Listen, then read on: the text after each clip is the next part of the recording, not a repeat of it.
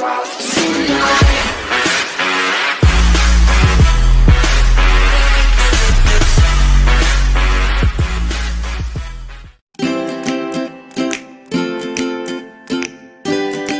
can't buy a phone made by Xiaomi at Best Buy or through your local AT&T or T-Mobile store, but the Chinese brand now has a significant enough following, even amongst people who don't consider themselves smartphone geeks, to attract interest.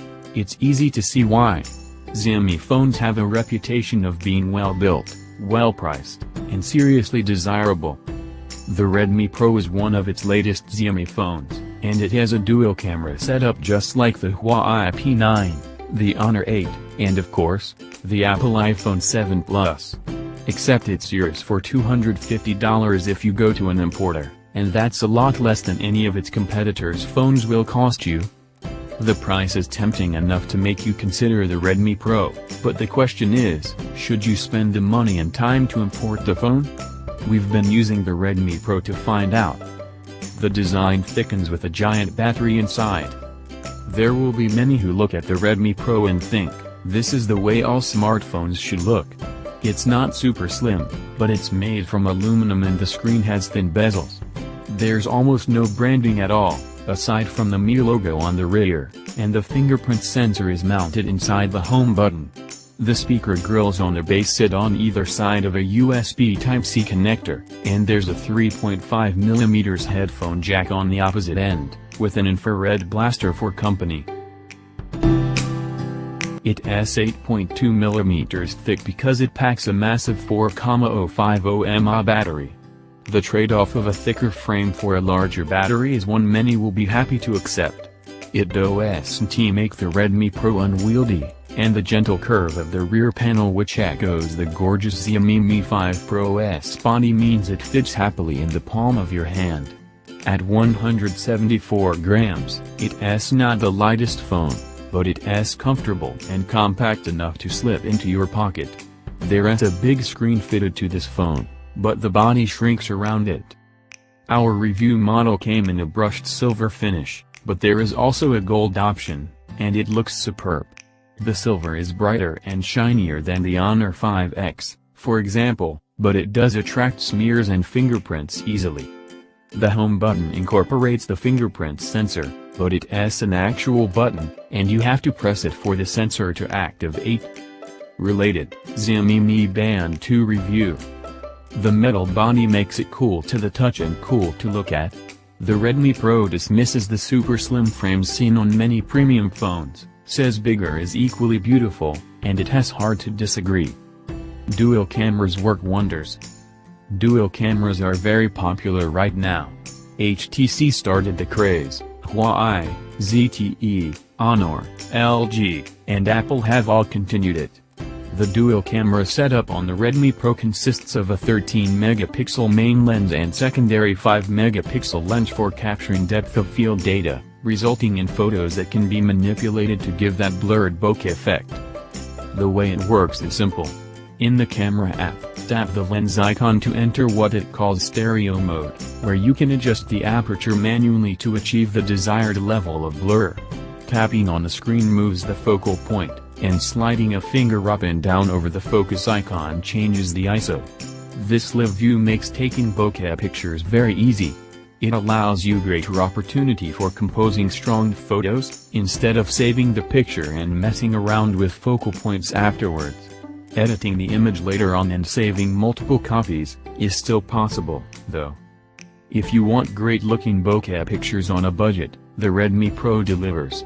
Closer examination reveals less than perfect edges around the in-focus objects, but you do have to look carefully. Most importantly, the live view lets you get really creative, and it's possible to take some really fantastic pictures using the Redmi Pro. It's a fun, very easy to use feature. In comparison, bokeh pictures taken with the Huawei P9 and iPhone 7 Plus are of a higher quality, but remember the Redmi Pro costs a third of the price. You'll be happy with the images it takes during the day. It adores sunny days, and captures blue skies vividly, but is a little less competent in low light due to an f/2.0 aperture. The phone has an excellent HDR mode, a panorama mode, and a basic manual mode where ISO and white balance can be adjusted. You can flip to the front camera to take 5-megapixel selfies. The Redmi Pro has a variation on the traditional beauty mode, consisting of 3 settings to make your face appear less like it is in real life. There is an option to turn off all the enhancements, but you want to do that after seeing what it does in Smart Mode. Smart Mode changes the smoothness of your skin, its tone, and slims down your face in just the right parts. If that's not enough, Pro Mode puts you in control of all 3 aspects. The results are good, and Smart Mode prevents that awful plastic look that sometimes comes with beauty modes, to the point where it could be used without feeling like a fraud. The dual camera on the Redmi Pro is a solid reason to buy the phone, and the selfie cam a pleasant bonus. Screen and software. The Redmi Pro is the first Xiaomi phone with an AMOLED screen, which is 5.5 inches and has a 1920 by 1080 pixel resolution. Performance is excellent, and streaming video looks great. The phone runs Android 6.0, but it's very well hidden underneath Xiaomi's MIUI 8.0 user interface, which changes the look of Google's operating system quite dramatically. MIUI 8.0 is very colorful, showing off the beauty of the AMOLED screen well, but it'll be a shock to the system for anyone used to Android on a Nexus or Motorola phone. Like Huawei's and TAS user interfaces, MIUI does away with the app drawer, so all app icons are spread across various home screens. The notification shade is still there, but the shortcuts are presented in a scrolling list, and there's a weather report above them. Our review unit of the Redmi Pro came without Google Play installed, so it had Xiaomi's Mi App Store instead. Sideloading Google Play is a straightforward exercise that took less than 15 minutes and provided access to all the usual Google apps and services. However, you can buy the Redmi Pro as an international version, with Google Play already installed. We definitely recommend you go with the international one if you bother to import it. You will also want to add Google's own keyboard to the Redmi Pro, too, because the MIUI one is optimized for use in China, and can be confusing and awkward to use. Don't worry about the rest of the phone though, it's all in English.